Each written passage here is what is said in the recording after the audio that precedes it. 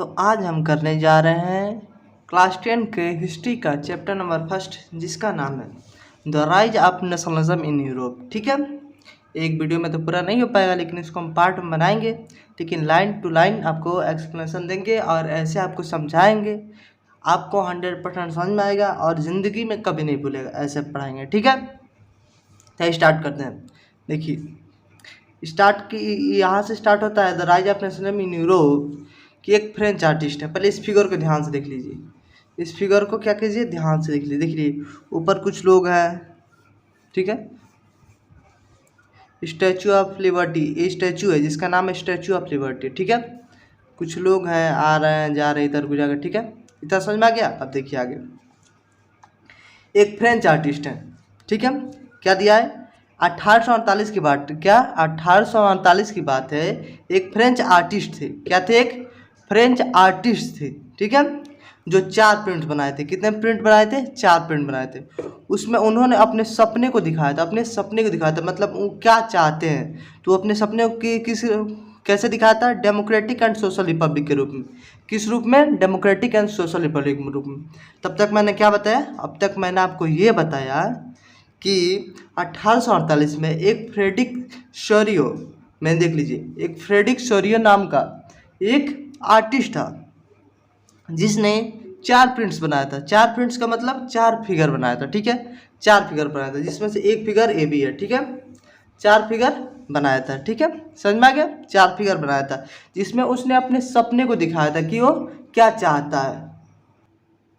तो चाहता था क्या था? Democratic and social Republic. अब डेमोक्रेटिक एंड सोशल रिपब्लिक क्या मतलब होता है आप लोग को पता ही होगा, फिर भी एक बार बता दे रहा हूँ। डेमोक्रेटिक एंड सोशल रिपब्लिक का मतलब होता है कि लोगों की आज़ादी, लोगों के अधिकार, लोगों का सरकार, ये सब होता है। ठीक है,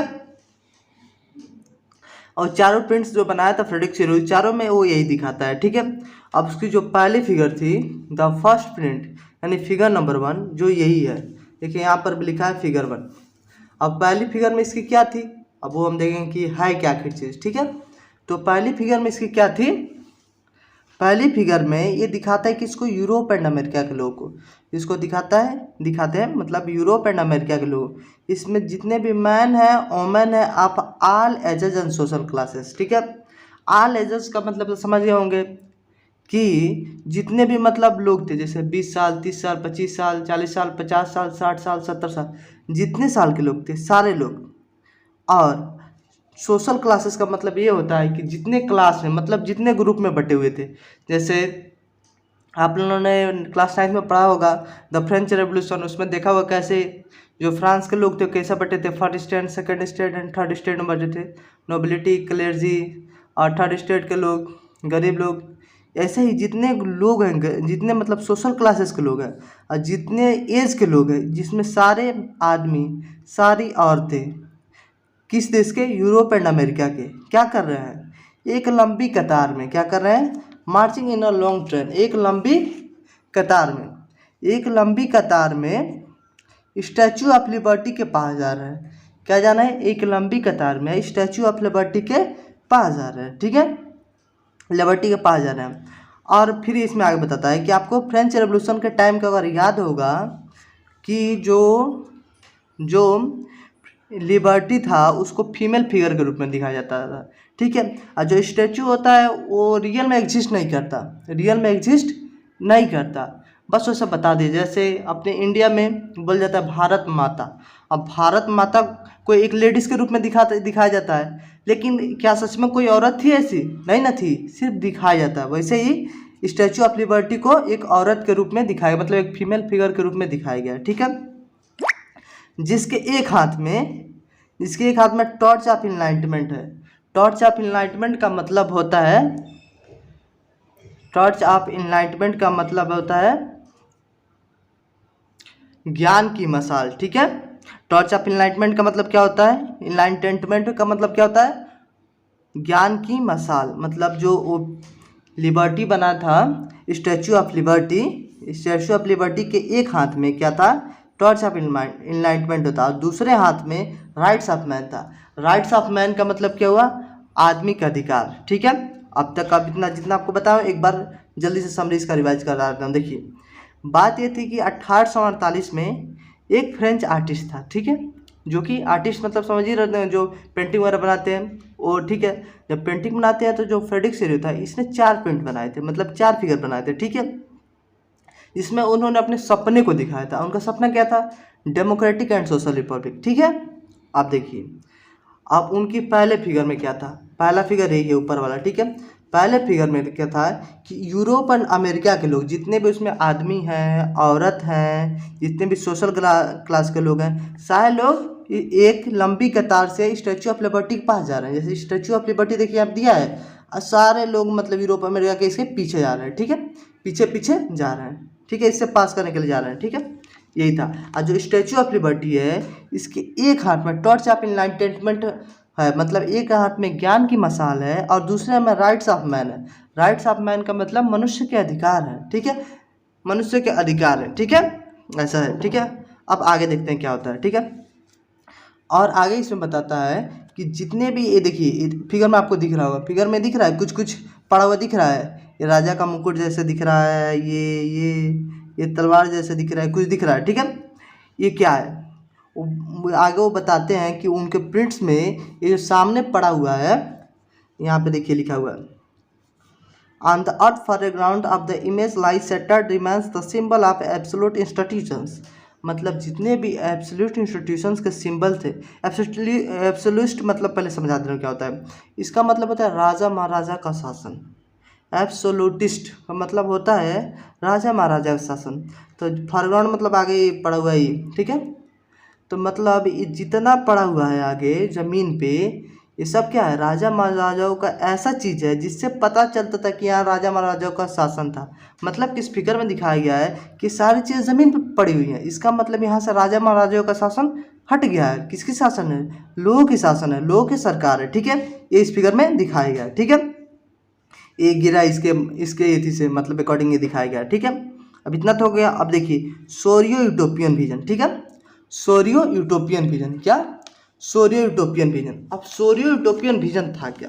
अब सोरियो यूटोपियन विजन ये था, देखिए उससे पहले आपको कुछ दिखा दे रहा हूँ इसमें। ये देखिए लोग झंडे लिए हैं, झंडे लिए झंडे। अब देखिए इनका पहनावा अलग है, इनका पहनावा अलग है, इनका पहनावा अलग, मतलब सब अलग अलग कपड़े पहने हैं और सबके हाथ में अलग अलग तरह का झंडा है, एक तरह का झंडा है नहीं है, ठीक है। इतना समझ गए। आप देखिए सोरियो यूटोपियन विजन इसी को बताता है। सोरियो यूटोपियन विजन क्या कहता है कि जितने भी लोग हैं वर्ल्ड के जितने भी लोग हैं वो एक लंबी कतार में जा तो रहे हैं स्टैचू ऑफ लिबर्टी के पास, लेकिन हम उनको पहचानें कैसे? अच्छा मान लीजिए एक देश की बात हो नहीं रही है, ये इस चैप्टर का ही नाम ही है the rise of nationalism in Europe. Europe एक कॉन्टिनेंट है जिसके अंदर बहुत सारे देश आते हैं, और जब उसके अंदर बहुत सारे देश आते हैं तो हम पहचानें इनको ऐसे कि कौन किस देश का लोग है, कौन किस देश का है, नहीं ना पहचान पाएंगे। तो वही बताते हैं कि जितने भी लोग हैं हम उनको कैसे पहचान सकते हैं?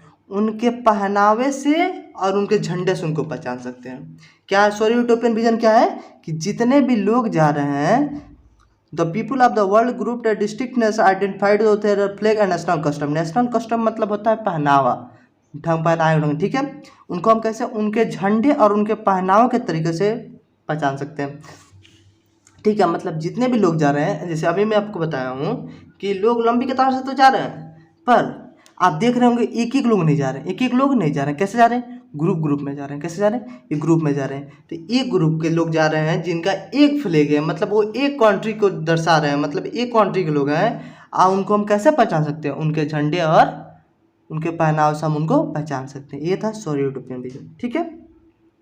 देखिए स्पेस से जितने नंबर का क्वेश्चन बन सकता था उतना का मैं हाईलाइट कर दिया हूँ। आपको देखना हो तो बस इसको याद कर लीजिएगा।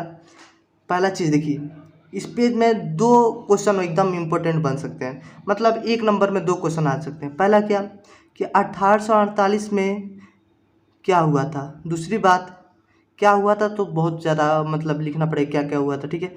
1 वर्ड में बनाना होगा तो ऐसे बनाएगा कि फ्रेडरिक सेरियो कौन था, वो कब प्रिंट्स बनाया था, ठीक है, ये सब पूछ देगा। देखिए तब 1847 देखिए इतना पूछेगा और इतना पूछेगा। क्या द फ्रेडरिक सेरियो था वो एक फ्रेंच आर्टिस्ट था और उसने 4 प्रिंट्स बनाए थे जिसमें उसने अपने सपने को दिखाया था, ठीक है।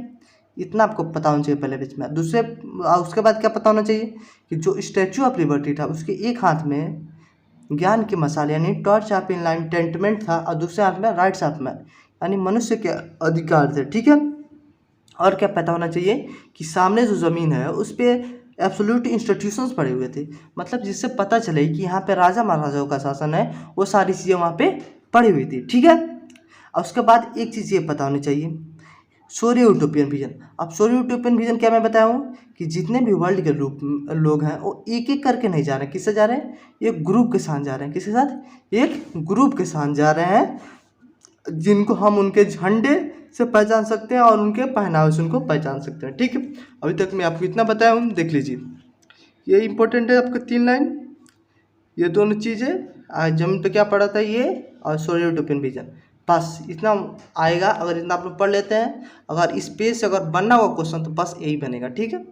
वैसे तो मैं आपको पूरा समझा दिया, ठीक है। आप देखिए आगे अब क्या कह रहा है इसमें, आगे कह रहा है कि आप इसको लीड कर रहे हैं। देखिए जैसे आप जा रहे हैं तो देखिए कुछ लोग आगे भी चले गए हैं, कुछ लोग पहुँचे हैं, कुछ लोग पहुँचने वाले हैं, कुछ लोग बहुत दूर हैं, कुछ लोग एकदम पास पहुँच जाए, कुछ लोग बीच में, सब चीज़ है ना। तो देखिए इसमें वही बताता है कि जो स्टैचू ऑफ लिबर्टी है ना उसके बाद यूनाइटेड स्टेट एंड स्विट्ज़रलैंड पहुंच चुके हैं, यूनाइटेड स्टेट एंड स्विट्ज़रलैंड पहुंच चुके हैं, ठीक है। कौन कौन पहुंच चुका है, यूनाइटेड स्टेट एंड स्विट्ज़रलैंड उसके पास पहुंच चुके हैं। कौन कौन पहुंच चुका है, यूनाइटेड स्टेट एंड स्विट्ज़रलैंड उसके पास पहुंच चुके हैं। मतलब उस पहुंच चुके हैं का मतलब क्या हुआ कि जब पहुंचे हैं तो इनको पूरा मिल गया, राइट्स ऑफ मैन भी मिल गया है और टच ऑफ इनलाइटमेंट भी मिल गया है, मतलब इससे वो पास कर गए हैं। इसका मतलब है कि वो नेशनल स्टेट उनका बन गया, मतलब उनका देश आज़ाद हो गया है। मतलब इस फिगर में दिखाया गया है कि यूनाइटेड स्टेट एंड स्विट्ज़रलैंड उस टाइम तक आज़ाद हो गया था, ठीक है। लेकिन जो फ्रांस था, ठीक है, लेकिन जो फ्रांस था वो अभी क्या हुआ है, अभी स्टैचू ऑफ लिबर्टी के पास जस्ट पहुंचा है। जैसे मैं आपको बताऊं कुछ आगे भी चले गए हैं, कुछ अभी जस्ट पहुंचे हैं। तो जो फ्रांस था वो अभी स्टैचू ऑफ लिबर्टी के पास पहुंचा है, ठीक है। अभी स्टैचू ऑफ लिबर्टी के पास पहुंचा है, ठीक है। इतना समझ में आ गया।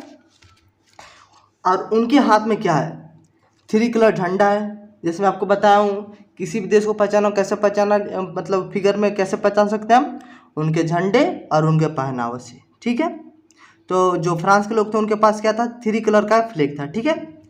अब वो किसको फॉलो करते हुए जा रहे थे, जर्मनी को फॉलो करते हुए जा रहे थे। किसको फॉलो कर रहे थे, जर्मनी को फॉलो करते हुए जाते। लेकिन जर्मनी के जो लोग थे वो ब्लैक और रेड कलर का पहने थे और उनके हाथ में गोल्ड फ्लैग था, ठीक है। जो जर्मनी के लोग को, मतलब जो फ्रांस के जो लोग थे वो जर्मनी के लोग के पीछे पीछे जा रहे थे, ठीक है।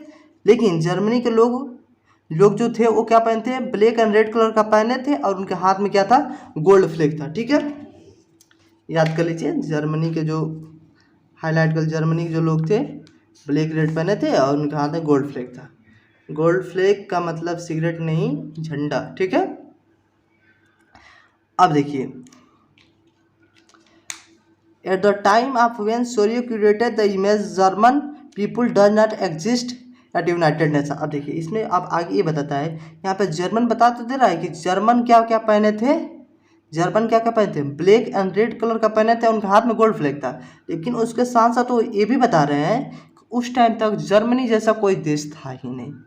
आप सोचेंगे कैसे हो सकता है कि जर्मनी जैसा कोई देश नहीं हो, तो उसका आंसर भी आपको आगे जाके पता चल जाएगा कि जर्मनी जैसे कोई देश क्यों नहीं था, क्योंकि जर्मनी नहीं था। मैं आपको बता रहा हूँ थोड़ा सा ताकि आपको क्लेरिफिकेशन आ जाए, ठीक है।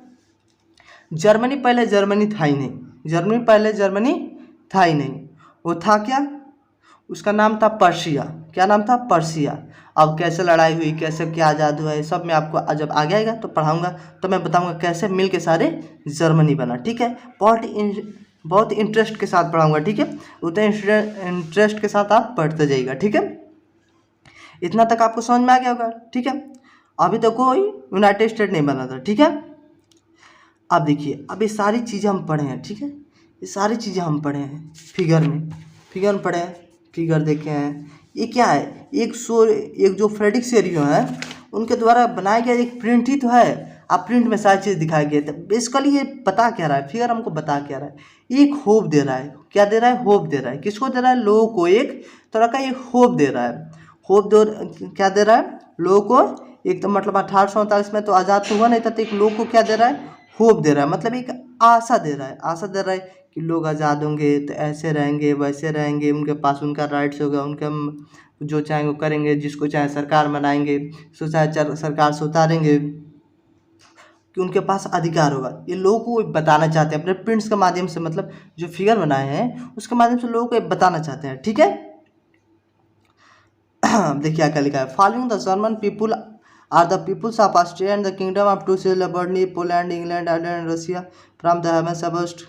अब जब ये सारे कंट्रीज जैसे kingdom of two Bernie Poland England Ireland Hungary, ठीक है, ये सब जा रहे हैं। ठीक है, ये सब मतलब स्टैच्यू ऑफ लिबर्टी के पास जा रहे हैं। और हेवेंस, हेवेंस मतलब स्वर्ग, स्वर्ग से कुछ लोग ऊपर से देख रहे हैं। जैसे आप ये फिगर देखिए, फिगर में आपको दिखेगा कि ऊपर से कुछ लोग दिख रहे हैं। देखिए इनके हाथ में प्लस वाला साइन होता है, प्लस वाला साइन मतलब ईसा मसीह, प्लस वाला साइन मतलब ईसा मसीह है। ठीक है, इसमें वही बता रहा है कि ऊपर से ईसा मसीह, सेंट्स और एंजल, ये सारी चीज़ें होते हुए देख रहे हैं कि कैसे लोग स्टैच्यू ऑफ लिबर्टी के पास जा रहे हैं, कैसे राजा महाराजाओं का शासन खत्म हो रहा है, कैसे लोगों का शासन आ रहा है। ठीक है, ये सब होते हुए कौन देख रहे हैं? ईसा मसीह, क्रिस्ट मतलब सेंट एंड एंजल्स देख रहे हैं सारी चीज़ें। ठीक है, अब बेसिकली इस चैप्टर में जो हम लोग जैसे देखा है सोलो यूटोपियन विजन, जैसे इनका फिगर था पहला में देखे हैं कि 19वीं सेंचुरी में कैसा था, इतने सारे चीज़ थे, कैसे नेशन इसमें इमर्ज हुआ, कैसे क्या होगा, कैसे बहुत सारे लोग अलग अलग थे, हर चीज़ अलग था, कैसे क्या हुआ, आखिर क्या रात को लोग सोए थे और सपना में देखे कि हाँ नेशनलिज्म बहुत अच्छी चीज़ होती है, डेमोक्रेसी बहुत अच्छी चीज़ होती है, और सुबह उठ के राजा को बोले कि हम अब आज़ाद हो गए, ऐसे आज़ाद हो गए, और राजा ने उनको ऐसे ही आज़ाद कर दिया कि कैसे क्या हुआ था। ये सब देखेंगे, ये सब इसमें लिखा है। ठीक है, मैं आपको, आप लोग पढ़ लीजिएगा, मैं समझा दे रहा हूँ। ठीक है, ये लिखा था। ठीक है, कैसे लोगों ने स्ट्रगल किया, तो कैसे उनको क्या मिला, कैसे यूरोप बना, कैसे उसमें देश बने, क्या वो सच में पहले से ही वैसे देश थे कि हम लोग आज जो देखते हैं इसको कैसे, जैसे जर्मनी, पोलैंड, इंग्लैंड जो आज सुनते हैं हम लोग, आयरलैंड, रसिया, क्या ये हमेशा से ऐसे ही नाम था, इसका कुछ और नाम था, क्या लड़ाई हुआ था, किससे क्या हुआ था, ये सारी चीज़ हम इसमें पढ़ेंगे। ठीक है, तो बेसिकली ये हमारा इंट्रोडक्शन था इस चैप्टर का, the rise of nationalism in Europe का इंट्रोडक्शन, मतलब इस चैप्टर का इंट्रोड्यूस यहाँ तक कराया। ठीक है, मेन चीज़ स्टार्ट होती है यहाँ से, कहाँ से? मेन चीज़ स्टार्ट होती है यहाँ से। क्या नाम है इसका? The French revolution and idea of nation. Main चीज़ यहाँ से स्टार्ट होती है। ठीक है, अब देखिए क्या है, if the French revolution and idea of nation, तो आपने क्लास 9th में पढ़ा होगा द फ्रेंच रेवोल्यूशन। ठीक है, तो फ्रेंच रेवोल्यूशन आपने पढ़ा होगा तो देखा होगा कि कैसे लोग लड़ाई किए, कैसे जैकोबिन क्लब बनाए। मैं उस पर नहीं जाऊँगा, 9th क्लास पे नहीं जाऊँगा, बस थोड़ा सा आपको बता दे रहा हूँ कैसे थर्ड स्टेट के पीपल इतने एथी में थे, टैक्स पूरे पे करते थे, फर्स्ट सेकंड स्टेट के लोग नहीं पे करते थे, ये सारी चीज़ें हुई थी। फिर कैसे लड़ाई झगड़ा हुआ था, कैसे क्या हुआ था। ठीक है, और उसके बाद पहली बार, अब यहाँ से स्टार्ट हो रहा है क्लास 10 का टॉपिक। ठीक है, पहली बार ऐसा हुआ था, पहली बार ऐसा हुआ था 1789 में। क्या हुआ था? देखिए पूछ देगा 1789 में क्या हुआ था, तो क्या लिखेंगे आप? The first clear expansion of national com the France revolution in 1789। 1789 में क्या हुआ था? पहली बार जो सरकार था, राजा को मतलब जो राजा महाराजा का शासन था उससे हट कर लोगों को शासन मिला था। ठीक है, देखिए अब मैं आपको एकदम अच्छे से इसको इतना समझा दे रहा हूँ, फिर इसको बता दूंगा कि इसमें क्या इंपॉर्टेंट है। ठीक है, उसके बाद फिर नीचे ये समझा दूंगा, बता दूंगा इसमें क्या इंपॉर्टेंट है। ऐसे आपका 100% क्लियर भी हो जाएगा और 100% तैयार भी हो जाएगा। और गारंटी तो 100% जितना बता दे रहा हूँ, इससे 1 नंबर का क्वेश्चन एक्स्ट्रा नहीं आएगा, ना बोर्ड में ना स्कूल में। ठीक है, तो देखिए क्या हुआ था। सबसे पहले 1789 से पहले राजा महाराजा का शासन था, लोगों ने लड़ाई की, आज़ाद हुआ, जो आप लोग क्लास 9 में पढ़ चुके हैं, द फ्रेंच रेवोल्यूशन। ठीक है, तो 1789 में पहली बार हुआ था कि जो फ्रांस था वो फुल फ्लेज टेरिटोरियल स्टेट बन गया था। ठीक है, क्या था? 1789 से पहले क्या था? Full fledge territorial state. Territorial में स्टेट मतलब होता है राजा महाराजा शासन। 1789 से पहले वो क्या था? एब्सोल्यूट मोनार्च के अंडर में आता था। एब्सोल्यूट मोनार्च का मतलब राजा महाराजा उसके अंडर में आता था। लेकिन 1789 के बाद पहली बार ऐसा हुआ था कि जो पावर था वो ट्रांसफ़र हो गया था किससे, सोवरिटी से मोनार्ची से, मतलब बॉडी ऑफ फ्रेंच सिटीजन। मतलब जो राजा का पावर हुआ था वो पहली बार ऐसा हुआ था कि लोगों के पास चला गया था, लोगों के पास चला गया हुआ था। अब जैसे आप पढ़ते कितना लोगों ने उसमें दिक्कत तकलीफ देखी। उसके बाद 17 में पहला बार क्या होता है कि राजा को लोग हराए थे, लुई 16 जो था उसको हटाए थे, और पहली बार राजा का जो पावर था वो किसके हाथ में गया था, लोगों के हाथों में गया था। ठीक है, लोगों के हाथ में गया था। ठीक है और पहली बार लोगों को ये मौका मिली थी अपना देश बनाने का, और पहली बार लोगों को अपना मौका मिला था देश बनाने का। जैसे जैसे आज हम लोग देखते हैं कि हाँ नियम कानून पार्लियामेंट ये सब बनता है। ठीक है, पार्लियामेंट में नियम कानून बनता है। तो ऐसा अभी तो हम लोग जानते हैं, हाँ सब चीज़ जानते हैं, लेकिन उस टाइम कैसा होगा जब कोई नहीं जानता होगा। ठीक है, मतलब ज़्यादातर लोग नहीं जानते होंगे। हाँ उस टाइम सारा पावर राजा, जैसे तो पहले राजा महाराजा चलाते थे, अब जैसे ही हटे तो सारा पावर किसके हाथ में गया, लोगों के हाथ में गया। तो पहली बार लोगों ने अपना देश डिसाइड किया। ठीक है, अब आप बताइए एक बात हमको, मान लीजिए सपोज कीजिए एकदम कहानी की तरह सुनिएगा, एकदम आनंद भी आएगा, 100% क्लियर भी होगा। अब मान लीजिए मैं आपको कहूँ, क्या कहूँ, मैं आपसे बोलूँ आप डेमोक्रेसी के बारे में कुछ नहीं जानते। ठीक है, डेमोक्रेसी के बारे में नहीं जानते। ठीक है, डेमोक्रेसी के बारे में नहीं जानते, और जब उसके बारे में आप जानते ही नहीं है, मैं आपके पास आग चिल्लाऊँ राजा हटाओ डेमोक्रेसी डेमोक्रेसी, तो आप क्या समझेंगे, उसका मतलब नहीं समझेंगे। तो पहले लोगों को ये बताना जरूरी था कि डेमोक्रेसी होता क्या है। ठीक है, अब जैसे पहले के ये था कि जैसे एक राजा था, जैसे राजा महाराजा का शासन था। तो हम लोग आज जैसा देश देखते हैं, देश देखते हैं, जैसे इंडिया का इतना बाउंड्री है, पाकिस्तान का इतना है, जापान का इतना है, नेपाल का इतना, अमेरिका का इतना है, भूटान का इतना है, सऊदी अरबिया का इतना है, रियाद का इतना है, कुवैत का इतना है। ये सारे बाउंड्री देखते हैं कि इतना इतना जगह है, दुबई का इतना बाउंड्री है। ठीक है, पहले था नहीं, क्या नहीं था, था नहीं। पहले क्या था, राजा महाराजा का शासन था। तो उनको थोड़ा जैसे एक राजा, जैसे मान लीजिए अपना इंडिया है, इतना बड़ा इंडिया है, अब इसमें ही बहुत सारे राजा थे। हर राजा कुछ जगह कोई ये जीतता था, कोई राजा कोई वो जगह जीतता था, मतलब जो जो जगह जीत लिया वो उसका हो गया, वो उसका हो जाता था। तो ऐसे एक राजा के अंडर बहुत सारे ऐसे लोग आ जाते थे, एक राजा के अंडर ऐसे बहुत सारे लोग आ जाते थे जिनकी बोली अलग थी। जैसे मान लीजिए अपना इंडिया का एक राजा है। ठीक है, उसने कुछ पाकिस्तान के लोगों को मतलब अंडर में कर लिया, कुछ नेपाल के लोगों को, कुछ पार्ट चाइना का, जितने अगल बगल के देश हैं कुछ कुछ पार्ट ले लिया। तब देखिए अपने इंडिया में हिंदी इंग्लिश बोलने वाले लोग भी मिल जाएंगे, पाकिस्तान को उर्दू मिलने वाले मिल जाएंगे, नेपाल का नेपाली बोलने वाले मिल जाएंगे, आज चाइना का तो चाइनीज बोलने वाले मिल जाएंगे। तो एक राजा के अंडर इतने सारे लोग आ गए, इतने सारे लोग आ गए, इतने सारे लैंग्वेज बोलने वाले लोग आ गए।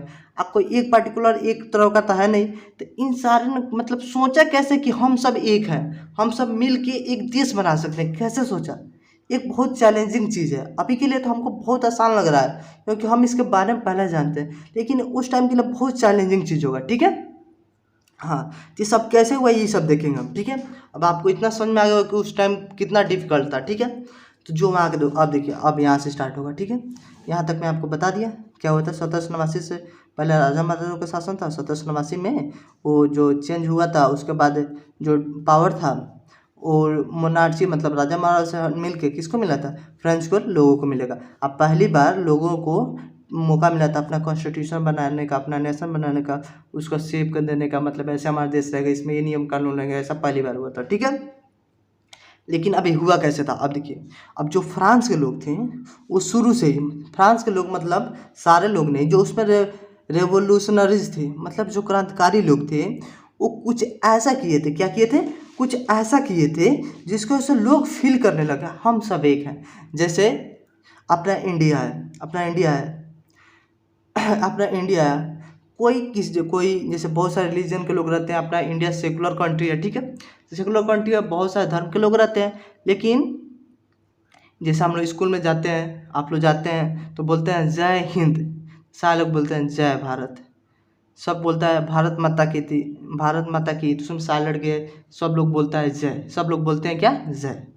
उसमें ये तो कोई देखने जाते, कोई हिंदू है, कोई मुस्लिम है, कोई सिख है, कोई ईसाई है, कोई क्रिश्चन है, कोई बौद्ध है, मतलब बुद्धिस्ट है, कोई देखना नहीं चाहता, सब कोई मिल के बोलता है। तो यही सब को मिलाने के लिए इन्हीं सबको मिलाने के लिए जो फ्रांस के जो लोग थे उन्होंने भी कुछ ऐसा ही किया था। जैसे भारत माता की जय बोल रहे हैं तो उसमें हर कास्ट के लोग बोलते हैं जय, ठीक है। वैसे ही फ्रांस के जो रेवोल्यूशनरीज थे उन्होंने भी कुछ ऐसा ही किया था जिससे सारे लोग फील करने लगे हम सब एक हैं, भले ही वो अलग अलग लैंग्वेज बोलते हो, भले वो अलग अलग ग्रुप के हों, लेकिन वो मानने लगे हम सब एक हैं। और ऐसे मिलके उनके अंदर नेशनलिज्म की भावना आई, ठीक है। तो कैसा शुरू से आप देखेंगे उसमें क्या किया था। और एक बहुत इंपॉर्टेंट क्वेश्चन है, कौन सा क्वेश्चन, जो आपके बोर्ड एग्जाम में हो सकता है इस बार आ भी जाए, क्योंकि हर हर मतलब हमेशा आता रहता है, हमेशा आता रहता है। कौन सा क्वेश्चन है, और क्वेश्चन आएगा तो 3 नंबर या 5 नंबर में। क्वेश्चन ये आएगा कि फ्रांस के जो रेवोल्यूशनरीज थे, मतलब फ्रांस के जो क्रांतिकारी थे, उन्होंने ऐसा क्या किया था कि वहाँ के जो लोग थे ये फील करने लगे थे कि हम सब एक हैं और मिल के एक साथ लड़े और अपने देश को आज़ाद कराए फ्रांस को। ऐसा आखिर हुआ क्या था, ठीक है।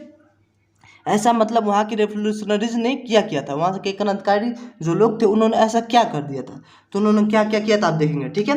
उन्होंने सारे लोगों को बताने के लिए कि हम सब एक हैं, उन्होंने क्या किया था, जैसे हम लोग का वंदे मातरम है और भी नारा है, जैसे जय हिंद जय भारत, ठीक है। वैसे वहाँ के लोग भी नारा, वहाँ के जो क्रांतिकारी थे वो भी नारा निकाले। कौन सा नारा, द आइडिया ऑफ ला पैट्री। उन्होंने क्या दिया, आइडिया यानी एक विचार रखा। कौन सा विचार, ला पैट्री। ला पैट्री का मतलब होता है द फादरलैंड। अब फादरलैंड, द फादरलैंड का मतलब ये तुम्हारे पिता का जमीन है, ये तुम्हारे पिता का जमीन है। और क्या है, एक ले सिटीजन, और तुम यहाँ यहाँ के रहने वाले हो। जैसे मान लीजिए मैं आपसे बोलूँ कि आप जहाँ रह रहे हो आपके पिता की ज़मीन है और आप यहाँ के निवासी हैं।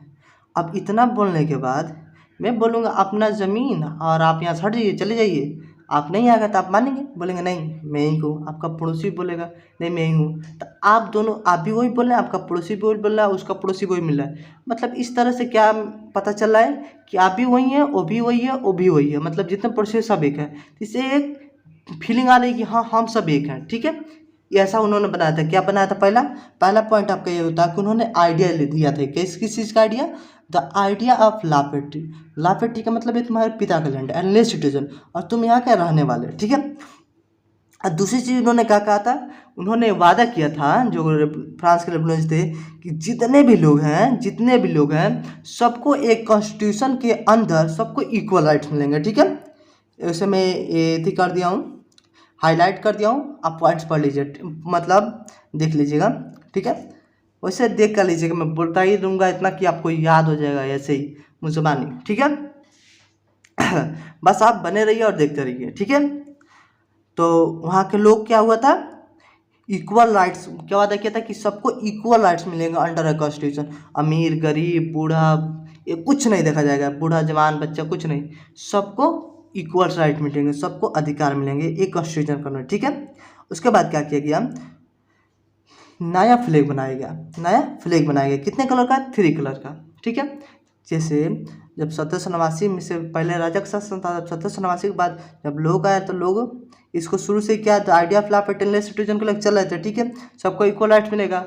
लेकिन आज़ाद हुआ तो क्या बना उन्होंने, या फ्रेंच फ्लैग बनाया, एक फ्रेंच फ्लैग। मतलब तो राजा का, जैसे मैं आपको बताया था यहाँ पे ज़मीन पे क्या पड़ा हुआ था, राजा महाराजाओं का, मतलब ऐसा चीज़ पड़ा हुआ था जिससे पता चलता है कि यहाँ राजा महाराजाओं का शासन था, वो पड़ा हुआ था।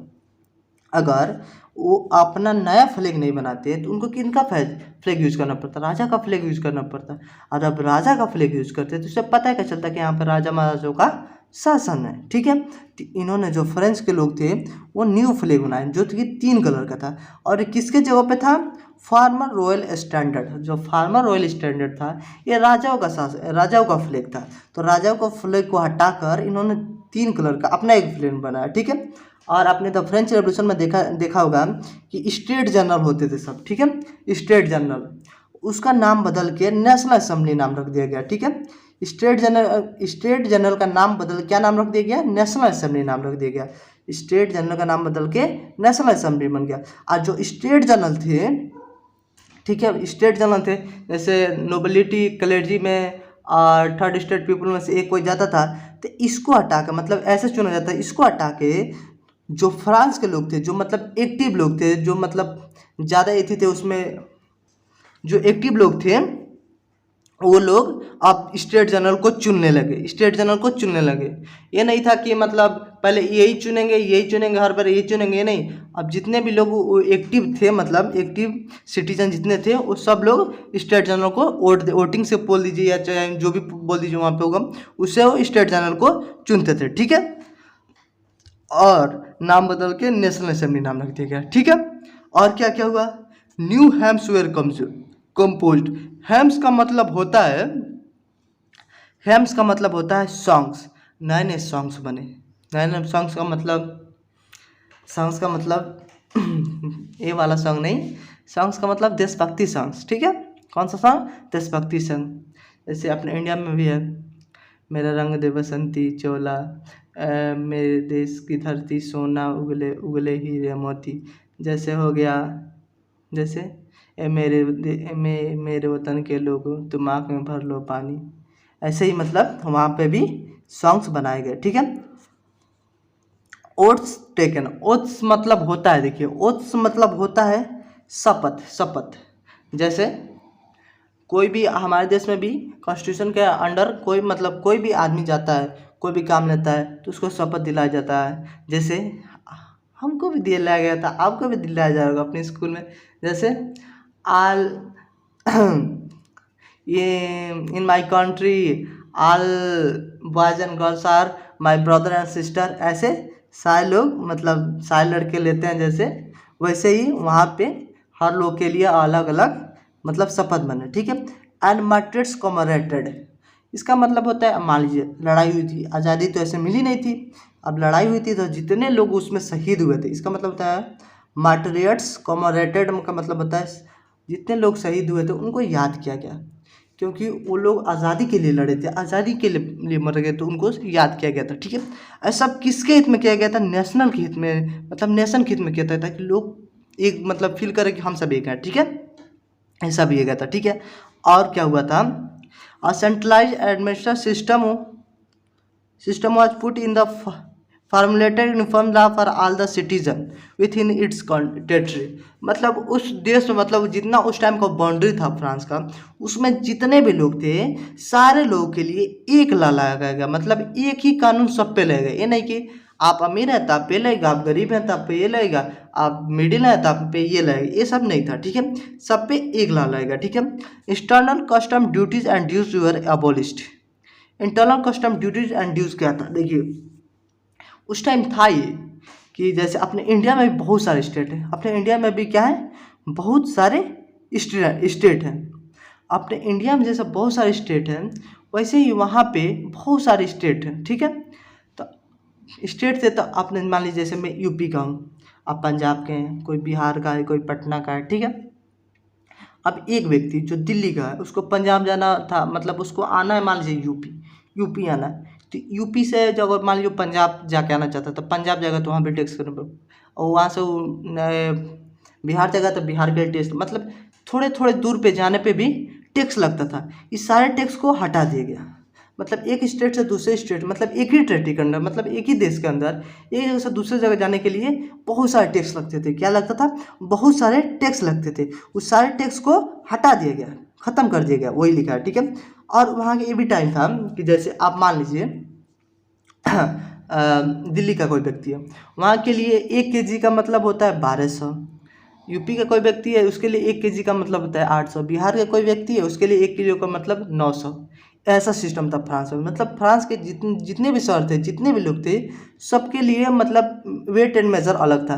कहीं पे 1 मीटर का मतलब 100 सेंटीमीटर होता था, कहीं पे 1 मीटर का मतलब 500 सेंटीमीटर, कहीं पे 1 मीटर का मतलब 50 सेंटीमीटर, ऐसे था। इस सारे सिस्टम को भी हटा के और weight and measurement was adopted, मतलब इन सबको भी हटा के एक यूनिफॉर्म सिस्टम लगाया गया। यूनिफॉर्म सिस्टम मतलब आप इंडिया के, मतलब जैसे इंडिया के एग्जांपल है तो आप इंडिया के देश के किसी भी कोने में चल जाए तो 1 मीटर का मतलब 100 सेंटीमीटर ही होगा, 1 kg का मतलब 1000 ग्राम ही होगा।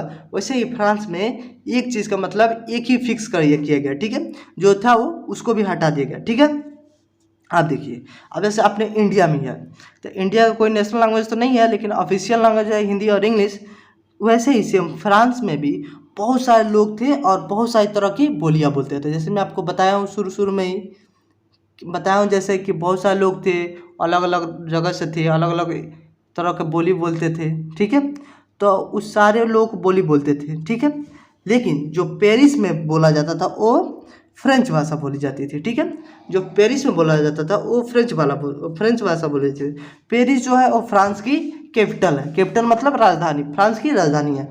जो फ्रांस की राजधानी है वहाँ पे क्या बोला जाता था? फ्रेंच बोला जाता था। जब फ्रांस की राजधानी में फ्रेंच बोला जाता था तो उसी को उस देश का नेशनल लैंग्वेज बना दिया गया, ठीक है। Common language of the nation, उस देश का क्या नाम बनाया? कॉमन लैंग्वेज बना दिया। कॉमन लैंग्वेज मतलब नेशनल लैंग्वेज बना दिया गया। किसको?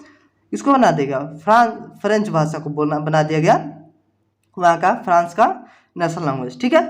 अब देखिए जब इतना सारा चीज़ हो गया, ठीक है, तब अब जो वहाँ के रेवोल्यूशनरीज थे फ्रांस के, अब यूरोप तो एक बहुत बड़ा कॉन्टिनेंट है, उसमें फ्रांस भी एक देश आता है। तो अब सोचे नहीं, अब हम अपने देश तक नहीं सीमित रहेंगे, हम अपने देश तक सीमित नहीं रहेंगे। अब हम लोगों ने हल्फ उठा लिया मतलब हम लोगों ने मिशन तय कर लिया, हम लोगों ने प्लान बना लिया कि हम सिर्फ तो खुद तो आज़ाद हुए ही हैं, अब हम खुद ही नहीं बल्कि यूरोप के सारे लोगों को आज़ाद कराएंगे, ठीक है। डेस्पोजम मतलब होता है तानाशाह, जितने भी तानाशाह हैं उन सबसे आज़ाद कराएंगे, ठीक है। जितने भी तानाशाह उन सबसे आज़ाद कराएंगे। और ये इसीलिए ये निकल गए, इसीलिए अपने देश से निकल के दूसरे देश में भी जाने लगे ताकि वहाँ के लोगों को भी आज़ाद कराएंगे, ठीक है। ये हुआ था। अभी जब मान लीजिए अभी तो इंटरनेट आ गया, उस टाइम पता नहीं था कि नहीं, ये 1789 में पता नहीं था कि नहीं, लेकिन अभी तो आ गया है। तो आप कहीं के किसी भी देश के हों या किसी भी देश का न्यूज़ जानना हो तो आदमी 1-2 सेकंड में पता चल जाएगा, ठीक है। लेकिन उस टाइम ये सब था नहीं। लेकिन जब ये बात हुई मतलब फ्रांस आज़ाद हुआ तो ये जब बात फैली तो फैलने लगी। ये कहती बात फैली तो फ्रांस के लोग जब दूसरे सिटी में भी जाने लगे और ये बात फैलने लगी। तो देखिए जब फ्रांस के लोग 1790 तक कुछ देश में चले गए थे। फ्रांस के army Holland, Belgium, Switzerland, Italy में 1789 में आज़ाद हुए, मतलब ये राजा महाराजा से आज़ाद हुए। और 1790 तक मतलब दूसरों को आज़ाद कराने के लिए, दूसरे देश को आज़ाद कराने के लिए हॉलैंड, बेल्जियम, स्विट्जरलैंड और इटली में भी चले गए। और जब ये बात फैली तो जो स्टूडेंट्स मतलब पढ़ने वाले लड़के और जो मिडिल क्लास लोग थे, जो मतलब थोड़ा एजुकेटेड थे, उन्होंने क्या किया? जैकोबिन क्लब बनाने लगा। अब जैकोबिन क्लब क्या है? जैकोबिन क्लब नाचने डांस करने वाला कोई क्लब नहीं है। जैकोबिन क्लब एक क्लब है जिसमें कैंपेन चलाया जाता है। किसका कैंपेन चलाया जाता है? कि हमारा देश कैसे आज़ाद होगा, हमारे देश के लिए क्या बेटर है, ऐसे लोग मिल के ऐसे करते थे। ये था जैकोबिन क्लब, ठीक है। और ये जो फ्रांस की आर्मी थी हॉलैंड, बेल्जियम, स्वीडन और इटली तक 1790 तक पहुंच चुकी थी। किस लिए? क्योंकि नेशनलिज्म को पूरे यूरोप में फैलाने के लिए, ठीक है। तो ऐसे नेशनलिज्म की भावना अब्रॉड है, मतलब ऐसे नेशनलिज्म की भावना फैली, ठीक है। ये था हमारा the French revolution and idea of the nation, ठीक है। अब देख लीजिए अब आगे क्या हुआ। अब आगे कुछ हुआ ये था, ठीक है। ये देख लीजिए फिगर दिया है पेज नंबर 6 पे, सारे देश का फिगर दिया हो। आपको कोई देश देखना हो इसमें तो देख लीजिए, जैसे Russian empire, Scotland, Great Britain, Ireland, England, Netherland, France यहाँ पे देखिए, फ्रांस यहाँ पे, स्विट्जरलैंड यहाँ पे, ऑस्ट्रिया यहाँ पे। उस टाइम ऑस्ट्रियन एम्पायर था। हंगरी देखिए, ऑस्ट्रिया और हंगरी कितना बड़ा देश है, जो कि अभी जर्मनी जिसको बोलते हैं वो वही है जो लिखा है ना ऑस्ट्रिया, इस टाइम जर्मनी है, ठीक है। तो आइए हम आते हैं टॉपिक पे, ठीक है। तो हमने अब तक क्या देखा था कि कैसे लोगों के अंदर, एक बार रिवाइज कर दे रहा हूँ इसको जल्दी से, ठीक है।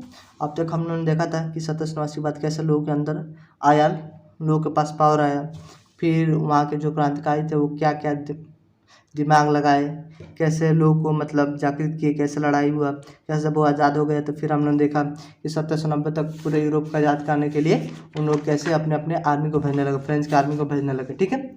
अब देखिए आगे क्या हुआ।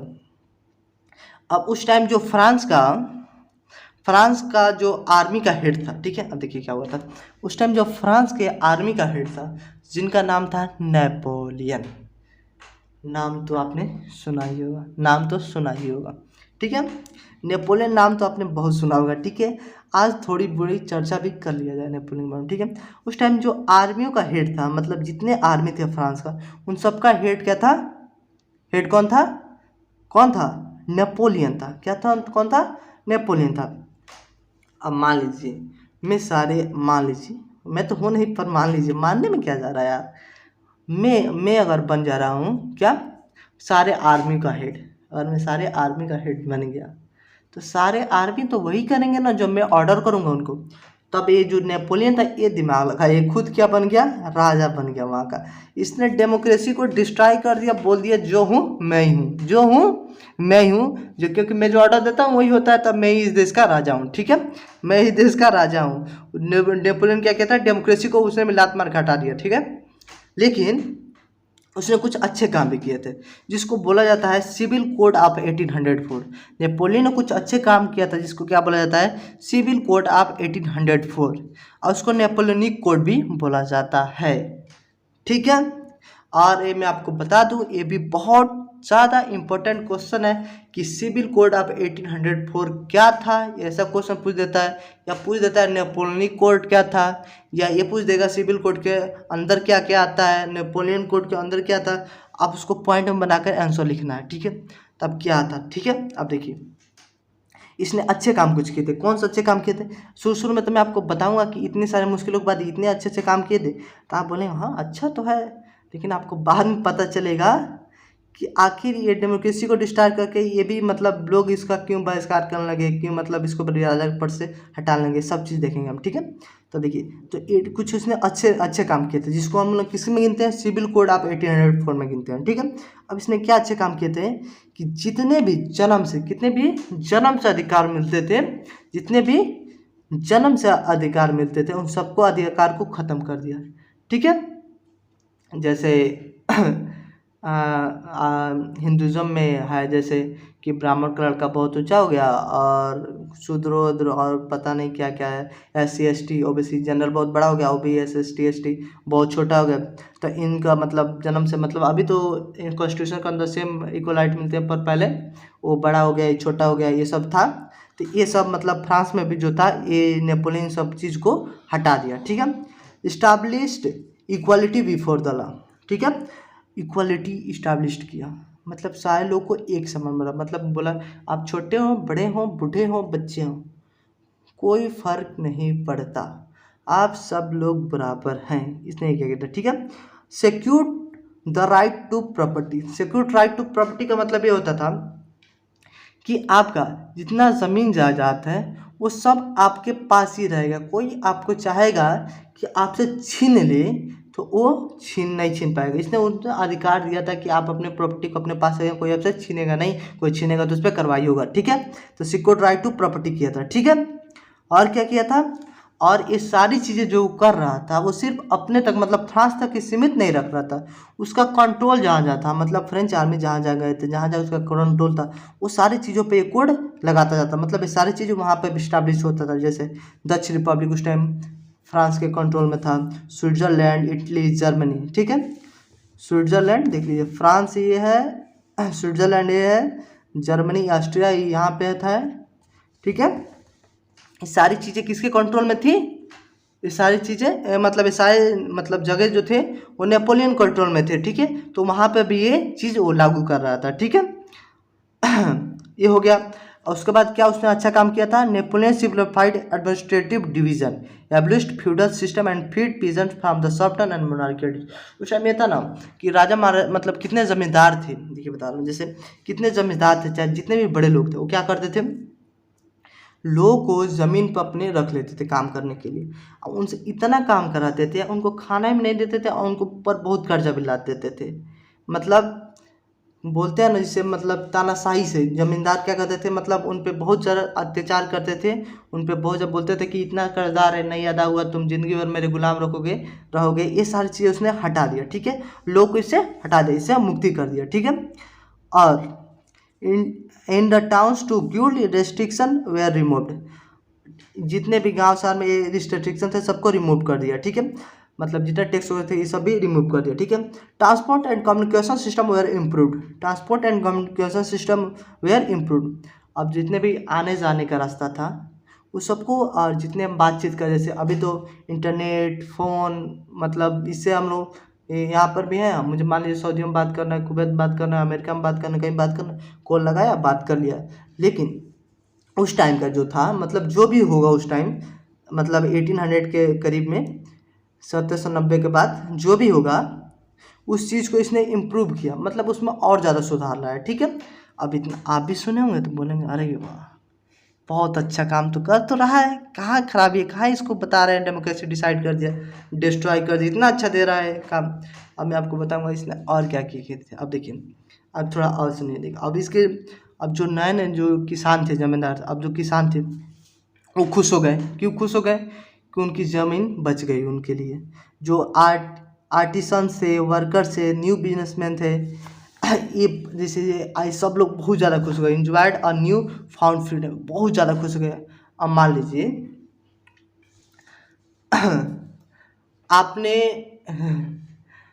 अब कैसे समझाऊँ, मान लीजिए आपने कभी मटन नहीं खाया, मतलब कभी आपने, आप जानते ही नहीं हो बिरयानी क्या होती है, आप जानते ही ना हो बिरयानी क्या होती है।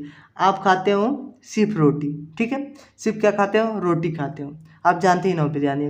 और आपको किस दिन अंडा मिल गया था, आप बोलेंगे वाह, आज तो हम बहुत अच्छी चीज़ खाए हैं, आज तो हम बहुत अच्छी चीज़ खाए हैं। वैसे ही जो फ्रांस के लोग थे वो पहले थे राजा महाराजाओं के अंडर थे, लेकिन अब उनको इतनी सारी चीज़ें मिली तो वो बहुत खुश हुए। उनको लगा हाँ, हमारा ये जो थी नेपोलियन है, राज कर रहा है, तो करने दो, बहुत अच्छा काम तो कर रहा है, उससे बहुत खुश हुए। और जितने ये वेट मेजरमेंट जो आपको मैं पहले ही बताया हूँ अलग अलग था। इसने मतलब जहाँ जहाँ इसका हुकूमत था, मतलब जहाँ जहाँ शासन करता था, वहाँ का सारा चीज़ का वेट एंड मेजरमेंट सब चीज़ इक्वल कर दिया। मतलब कोई चीज़ बड़ा छोटा नहीं, सबके लिए सब चीज़ बराबर।